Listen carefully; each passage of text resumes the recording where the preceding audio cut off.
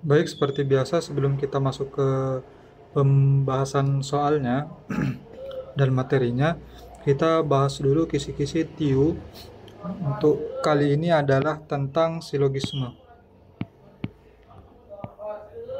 Nah, sesuai keputusan Menpan RB nomor 321 tahun 2024, di sini untuk kemampuan verbal, silogisme tujuannya adalah mengukur kemampuan individu untuk menarik kesimpulan dari dua pernyataan yang diberikan.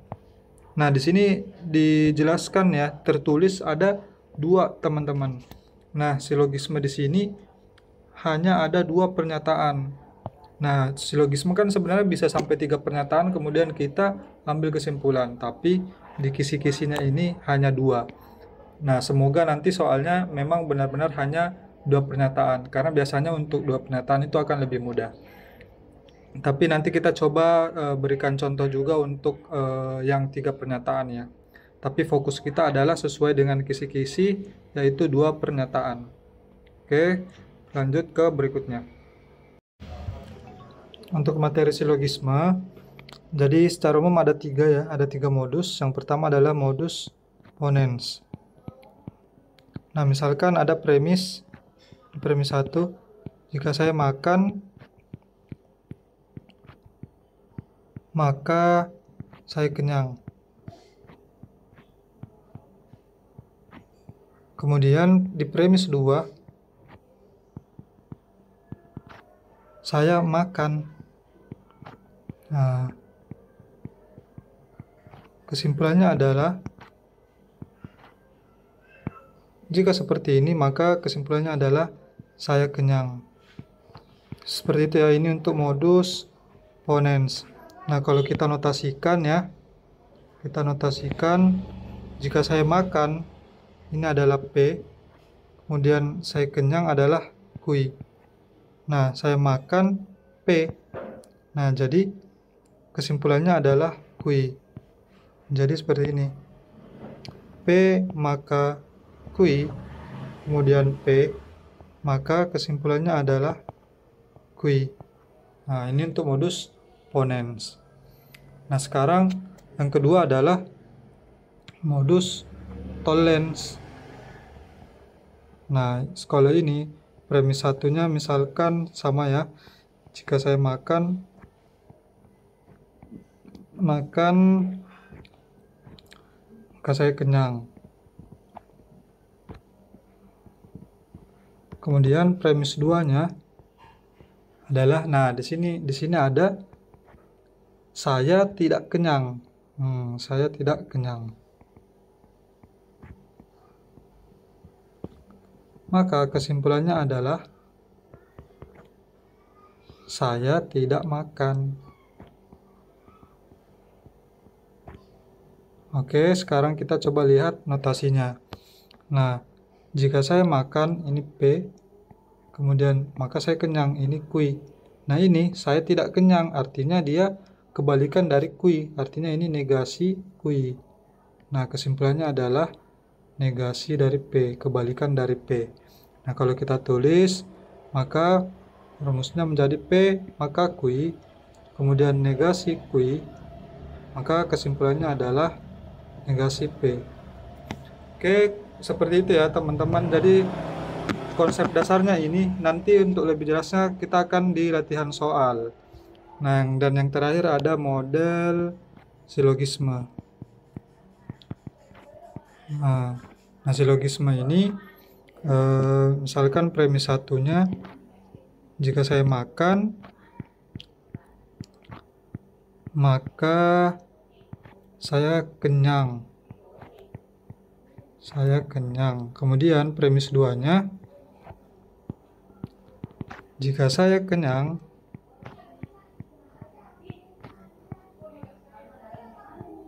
maka saya rajin misalkan ya. Nah, ini kesimpulannya berdasarkan modus silogisme adalah jika saya makan saya rajin, itu ya. Jadi kesimpulannya adalah jika saya makan maka maka saya rajin. Nah, itu. Jadi sebenarnya dieliminasi yang ini ya. Yang ini tuh dieliminasi yang sama. Nah, jika kita tuliskan, Nah, jika saya makan ini P, kemudian saya kenyang adalah kui. Nah, di sini premis 2, jika saya kenyang, artinya di sini kui. Kemudian saya rajin. Nah, saya rajin ini notasi baru, misalkan R. Nah, kesimpulannya adalah ini P, ini R. Nah, kalau kita tuliskan, jadi P maka kui, kemudian premis 1 kemudian premis 2 Q maka R, maka kesimpulannya adalah P maka R.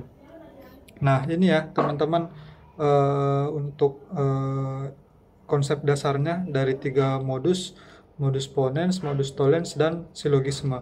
Sebenarnya nanti pada praktiknya di soalnya nanti akan ada ekuivalensi yang di materi yang sudah kami berikan sebelum video ini, sebenarnya sudah ada ya di situ. Jadi teman-teman cukup tahu ketika misalkan bisa jadi ya di dalam pilihan soalnya nanti itu tidak ada P maka R misalkan yang ini. Tapi yang ada itu adalah negasi P atau R. Nah, ini kan ekuivalen ini. Nah, jadi teman-teman harus tahu bentuk ekuivalennya. Kemudian ya teman-teman, untuk soal silogisme itu memang ada 2 cara untuk pengerjaannya. Ada 2 cara ya. Bisa menggunakan rumus, seperti yang sebelumnya tadi. Bisa juga dengan logika kata-kata saja ya. Jadi bisa dengan logika kata. Nah, ada soal-soal yang apabila kita menggunakan rumus itu nanti agak ribet. Tapi dengan logika kata-kata itu akan jadi lebih mudah. Ya, nanti kita akan berikan contoh juga untuk soal-soal yang memang mudah untuk dikerjakan dengan logika kata-kata saja. Itu biasanya kalau premisnya ada 3, nah itu biasanya lebih mudah untuk menggunakan logika kata-kata, tidak perlu menggunakan rumus. Nah, contohnya seperti beberapa triknya ya. Jika premis 1 itu ada kata semua ya, semua siswa misalkan, kemudian premis 2 juga ada semua pelajaran, nah, maka kesimpulannya itu pasti semua juga ya. Nah, tapi kalau salah satunya ada misalkan premis 1 semua, kemudian premis 2-nya sebagian, nah maka kesimpulannya adalah sebagian. Nah, seperti itu ya. Nah, ini bisa dengan permainan kata-kata saja. Kemudian misalkan juga ini sebagian atau beberapa sama saja ya. Beberapa atau tidak semua. Beberapa atau tidak semua bisa juga. Yang penting dia negasi dari yang premis 1 semua. Atau kesimpulannya seperti ini. Premis 1 positif misalkan ya kalimatnya, kemudian premis 2-nya negatif. Nah, maka kesimpulannya juga adalah negatif. Ya, seperti itu. Jadi itu sedikit penjelasan ya tentang cara pengerjaan soal-soal silogisme. Sekarang kita mulai masuk ke pembahasan soal. Jika restoran cepat saji sudah tutup, maka Ilham makan mie instan. Restoran cepat saji sudah tutup, maka kesimpulan dari kedua premis adalah, nah, ini restoran cepat saji sudah tutup, ini P ya. Kemudian Ilham makan mie instan. Nah, ini Q. Kemudian restoran cepat saji sudah tutup. Ini apa? Ini juga P ya. Nah, di awal tadi kita sudah tahu bahwa jika premis 1 P maka Q, kemudian premis 2 adalah P, maka kesimpulannya adalah Q. Ya. Jadi jawabannya adalah Ilham makan mie instan, C. Nah, simpel ya, teman-teman. Ini tadi namanya modus ponens. Oke, kita lanjut ke soal nomor 2. Jika masyarakat membuang sampah pada tempatnya, maka lingkungan bersih. Nah, ini P, ini Q. Kemudian, jika lingkungan bersih, maka hidup akan nyaman. Nah, jika lingkungan bersih, ini Q. Kemudian hidup akan nyaman, R. Kesimpulannya adalah, nah premis 1, P maka Q, kemudian Q maka R. Maka kesimpulannya adalah P maka R. Jadi dicari, jika masyarakat membuang sampah pada tempatnya, maka hidup akan nyaman. Kalau masyarakat membuang sampah pada tempatnya, maka hidup akan C ya. Jadi jawaban yang tepat adalah C. Ini kalau secara rumus. Kalau teman-teman mungkin bingung ya menghafal rumus, jika ada soal seperti ini langsung buang saja yang sama. Ini yang sama kan lingkungan bersih ya.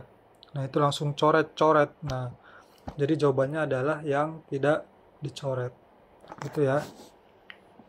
Sama juga untuk modus ponens dan tollens. Ini kan silogisme ya, yang rumus ini. Oke, lanjut ke nomor berikutnya. Jika rajin membaca, maka mudah mendapatkan kerja. Ini P, mendapatkan kerja, ini Q. Kemudian jika mudah mendapatkan kerja, ini Q. Kemudian dapat membeli rumah. Nah, ini R sama seperti tadi ya. Ini bisa langsung dicoret juga Q-nya. Jadi kesimpulannya adalah, jika rajin membaca, maka dapat membeli rumah. Jika rajin membaca, maka dapat membeli rumah. Jawabannya adalah B. Kalau kita tulis rumusnya seperti yang tadi juga, P maka Q, Q maka R, kesimpulannya adalah P maka R. Dicoret. Oke, seperti itu ya. Untuk soal-soal silogisme, kesimpulan dari dua pernyataan. Lanjut, semua penyanyi dangdut pandai bergoyang. Semua penyanyi dangdut, ini P, pandai bergoyang. Ini Q. Kemudian Nahdan adalah penyanyi, tetapi tidak bisa bergoyang.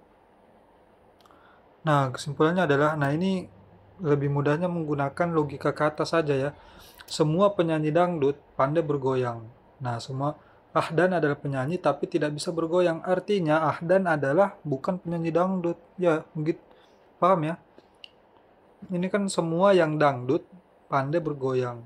Tapi ada yang tidak bisa bergoyang, yaitu Ahdan. Artinya Ahdan bukan penyanyi dangdut. Nah, ini kita caranya bisa sambil, ini kan dicoret saja ya, pandai bergoyang, tidak bisa bergoyang. Ini dicoret, tapi negasinya tetap ya. Karena kan di awal tadi kita sempat menjelaskan kalau semua, kemudian ada premis berikutnya sebagian, maka kesimpulannya tetap sebagian. Nah, di sini adalah Ahdan ini sebagiannya dari semua ini.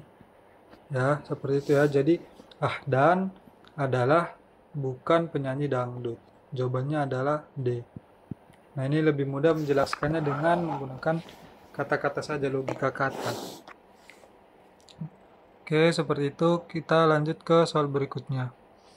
Toko buku itu menyediakan peralatan tulis dan buku paket bagi siswa SD, SMP, dan SMA. Nah, ini mulai agak panjang ya premisnya, jadi teman-teman harus teliti dan hati-hati. Dobi membeli peralatan tulis dan buku paket di toko itu. Salah satu simpulan yang tepat berdasarkan pernyataan-pernyataan di atas adalah, nah, pertama kita lihat yang A. Toko buku itu menyediakan buku yang dibutuhkan oleh Dobi. Betul ya, ini betul, tapi kurang lengkap. Kurang lengkapnya apa? Di sini hanya disebutkan menyediakan buku. Padahal toko buku itu menyediakan juga peralatan tulis. Jadi selain buku, juga peralatan tulis. Artinya salah. yang B Dobi adalah seorang pelajar. Nah, ini benar ya. Karena kan Dobi membeli peralatan dan buku dari toko itu, dan toko itu dia menjualnya untuk siswa SD, SMP, dan SMA. Jadi B benar. Kemudian kita lihat yang C. Dobi membeli peralatan tulis di toko yang menyediakan keperluan. Nah, ini juga benar tapi kurang lengkap. Karena di sini yang ditulis hanya peralatan tulis saja. Ya, harusnya ada buku ya, ada buku. Nah, kemudian D, toko buku itu menyediakan kebutuhan para pelajar. Nah, ini tidak apa namanya? Tidak memasukkan premis 2. Jadi ini salah. Kemudian toko buku itu menjual buku paket kepada Dobi. Iya betul, tapi nggak lengkap juga ya karena di sini hanya buku paket, harusnya ada peralatan tulis juga. Nah, seperti itu ya untuk menjawab soal-soal silogisme itu tidak mesti selalu dengan rumus, tapi bisa dengan logika kata-kata. Ya, kita kemudian apalagi kalau premisnya panjang-panjang seperti ini, pasti juga akan sulit untuk menentukan yang mana P, yang mana Q. Nanti takutnya bingung sendiri, jadi mending teman-teman menggunakan logika kata-kata saja seperti ini. Ini akan lebih mudah. Lanjut soal berikutnya. Semua lemari yang dipamerkan terbuat dari kayu. Sorry, ini P, kemudian terbuat dari kayu, ini Q. Pengrajin menganggap lemari kayu memiliki nilai keindahan. Lemari kayu, ini masih Q ya, memiliki nilai keindahan, ini R. Kemudian lemari itu tidak terbuat dari kayu. Nah, terbuat dari kayu adalah Q. Maka tidak terbuat dari kayu adalah lawannya Q, artinya negasi Q. Nah, ini teman-teman bisa dua cara ya. Pertama yang seperti dijelaskan tadi pakai rumus atau pakai logika kata. Sekarang yang pertama saya coba jelaskan menggunakan rumus. Nah, ini kan P Q ya, kemudian Q R, P maka Q, kemudian Q maka R. Nah, kesimpulannya adalah negasi Q. Ini juga negasi Q. Nah, coba kita lihat. Nah, P maka Q, kemudian negasi Q. Nah, ini kan modus tollens ya. Nah, kalau seperti ini kesimpulannya adalah negasi P. Nah, kemudian ini negasi Q, maka R, kemudian Q maka R, kemudian negasi Q. Ini kesimpulannya apa? Ini tidak bisa disimpulkan ya. Ini ada di materi tadi. Jika Q maka R, kemudian di sini negasi Q. Nah, ini tidak bisa disimpulkan. Jadi ini tidak bisa disimpulkan ya.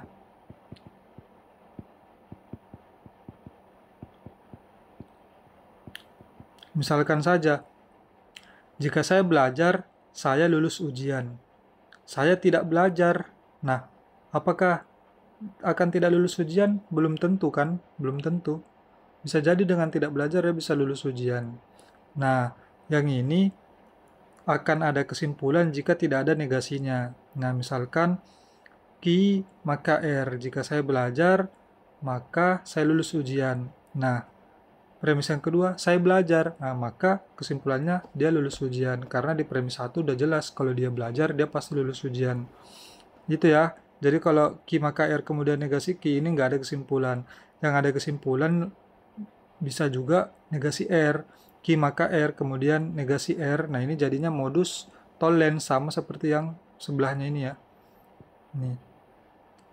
Jadi teman-teman juga harus bisa memperhatikan kapan dia ada kesimpulan dan tidak ada kesimpulan. Ya, pelajari materi yang tadi. Nah, jika ini tidak ada kesimpulan, maka sisa yang ini ya. Jadi jawabannya adalah tinggal negasi P. Negasi P apa? Semua lemari yang dipamerkan. Artinya negasinya lawannya. Lemari tidak dipamerkan. Ya. Ini lemari kan yang dipamerkan. Ini lemari yang tidak dipamerkan. Jawabannya. Nah, gimana dengan logika kata? Nah, coba aja kita memasukkan setiap opsi, mencoba setiap opsi, kemudian mengeliminasi. Yang pertama, semua lemari yang terbuat dari kayu memiliki nilai keindahan. Ini benar tidak? Bisa dijadikan kesimpulan tidak? Tidak ya. Karena ini yang semua memiliki nilai keindahan ini hanya opini dari pengrajin. Ya, nggak bisa langsung disimpulkan bahwa semua lemari yang dari kayu itu memiliki nilai keindahan. Tidak, ini hanya opini pengrajin. Ya, jadi A salah, kemudian B semua yang memiliki nilai keindahan dan dipamerkan terbuat dari kayu. Enggak juga ya. Ini terlalu luas karena dia di sini enggak hanya lemari tapi semua yang dipamerkan. Jadi ini tidak tidak tidak bisa menjadi kesimpulan. Lemari itu tidak memiliki nilai keindahan. Nah, ini juga tidak bisa ya, tidak bisa dijadikan kesimpulan karena yang mengatakan bahwa lemari memiliki keindahan kan hanya pengrajin. Kalau ini lemari tidak memiliki keindahan, ini terlalu umum. Jadi seakan-akan semua lemari yang tidak terbuat dari kayu itu tidak memiliki nilai keindahan. Padahal di sini hanya opini dari pengrajin. Jadi ini juga salah. Kemudian yang D, lemari itu memiliki nilai keindahan. Nah, ini juga tidak bisa menyimpulkan seperti ini karena lemari itu tidak terbuat dari kayu. Kemudian di sini opini pengrajin itu tidak memiliki keindahan apabila tidak terbuat dari kayu. Nah, yang E, lemari itu tidak dipamerkan. Nah, ini kesimpulannya. Apabila lemari itu tidak terbuat dari kayu, maka lemari itu tidak dipamerkan. Artinya bukan lemari kayu yang tidak dipamerkan, ya. Jadi jawabannya adalah E. Kemudian lanjut ke soal berikutnya. Semua tanaman hias yang disukai memiliki bunga. Tanaman hias dengan bunga yang indah dianggap berharga oleh para kolektor. Tanaman itu tidak memiliki bunga yang indah. Nah, ini sangat mirip dengan soal sebelumnya. Ini semua tanaman hias yang disukai, kita bikin P. Memiliki bunga yang indah, ini kita bikin Q.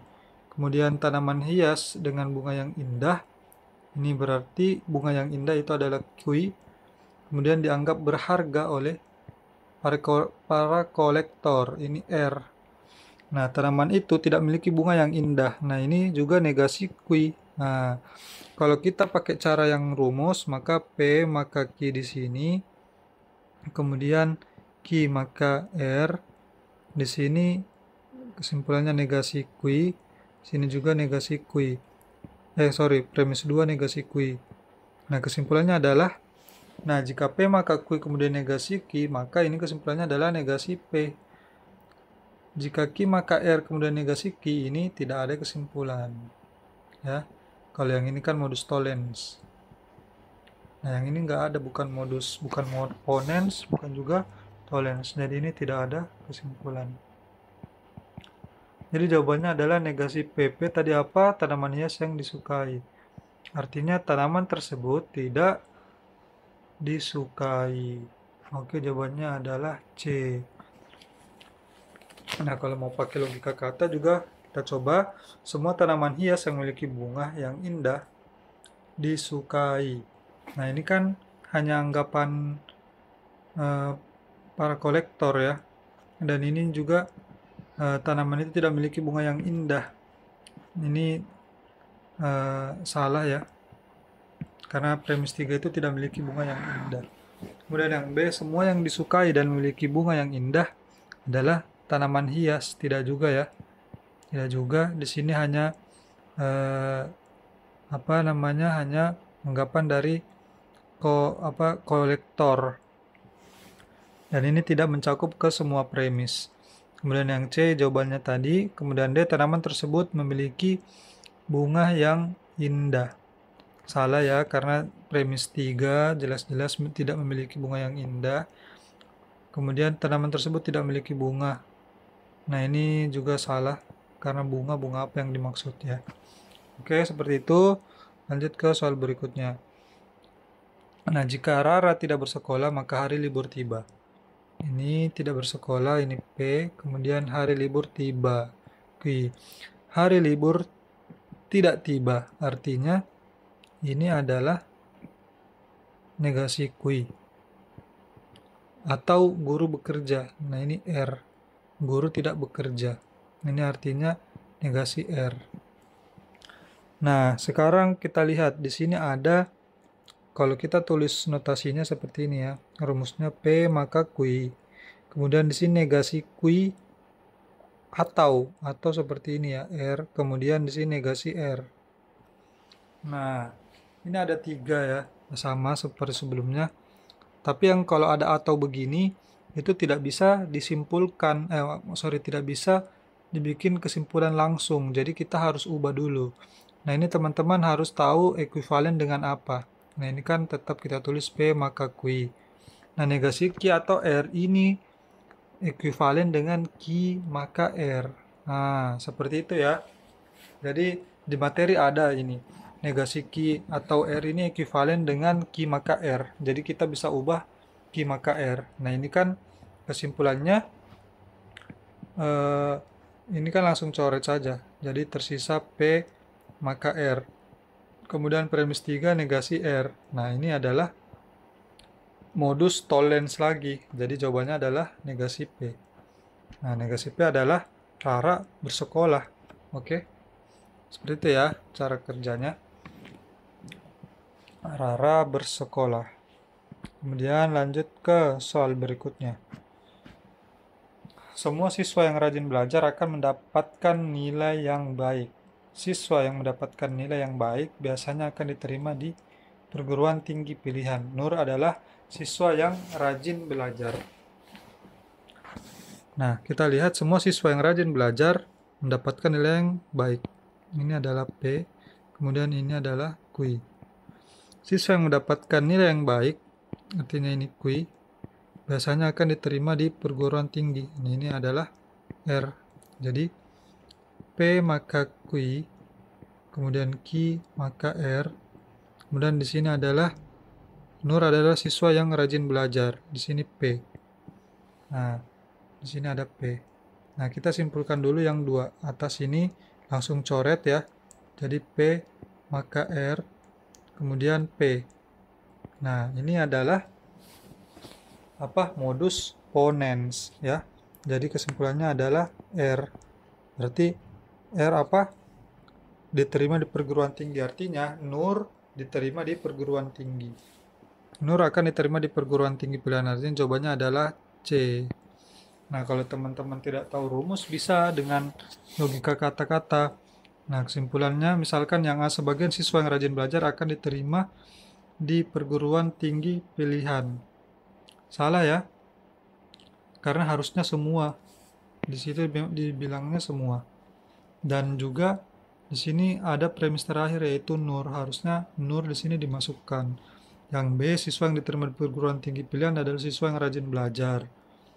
Ini juga Nurnya tidak dimasukkan karena dia salah, karena yaitu tadi Nurnya harusnya masuk biar agar premis 3-nya itu tetap masuk. Yang C, jawabannya Nur memiliki nilai yang baik. Ini salah, bukan ini kesimpulannya ya, karena ini harusnya dihilangkan. Karena jika kesimpulan seperti ini tadi sudah ada yang sama, maka itu langsung dicoret. Salah. Nur memiliki nilai yang baik. Kemudian siswa yang rajin belajar adalah Nur. Ini tidak bisa menjadikan kesimpulan ya, karena ini hanya mencakup premis ketiga saja. Oke, seperti itu. Kita lanjut ke soal berikutnya. Pohon tumbuh subur karena diberi pupuk secara teratur. Oke.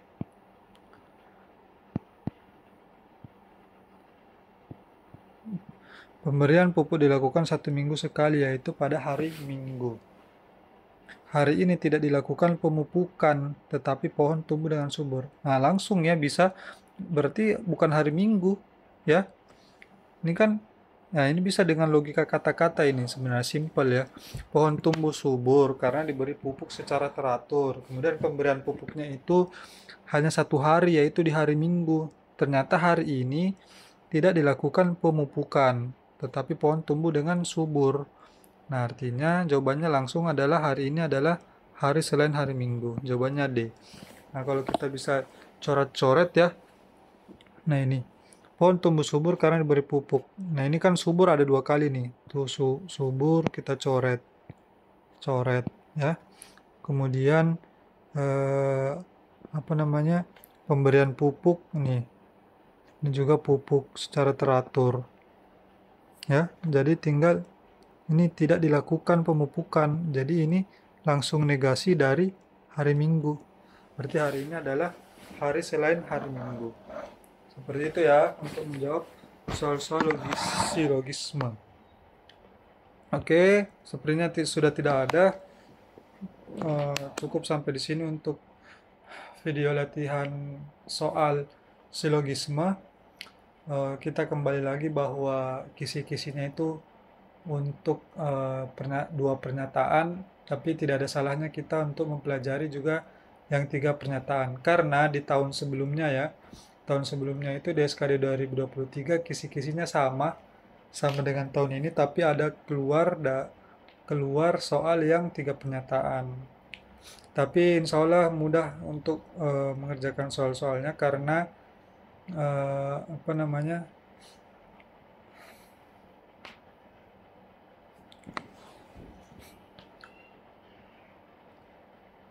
teman-teman bisa menggunakan logika kata tanpa menggunakan rumus.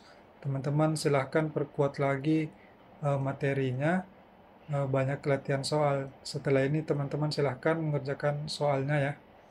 Cukup sampai di sini soal bahas dari materi silogisme. Selamat belajar. Terima kasih. Assalamualaikum warahmatullahi wabarakatuh. Jadi nanti ada soal-soal yang memang mudah untuk menggunakan logika kata-kata saja. Nanti untuk lebih jelasnya bisa langsung ke pembahasan soal-soalnya.